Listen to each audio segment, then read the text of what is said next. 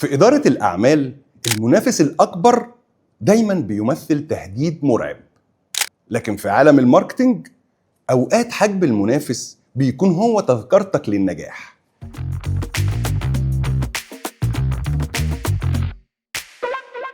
برجر كينج عملت واحدة من أذكى حركات الهجوم التكتيكي في التاريخ. قاموا بتحديث التطبيق بتاعهم بحيث إن العميل أول ما يتواجد في محيط فرع لمنافسهم الأكبر ماكدونالدز يجيله إشعار فوري على الموبايل بخصم كبير جدا لو اشترى من برجر كينج.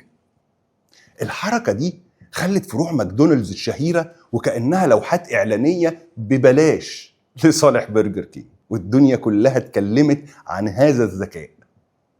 الدرس اللي نطلع بيه إن منافسك الكبير مش دايما بيكون هو نهاية طموحك أبدا. أوقات شهرته وحجمه بيبقوا هم أكبر فرصة ودعاية ليك لو عرفت تدرس نقاط قوته وتستغلها لمصلحتك.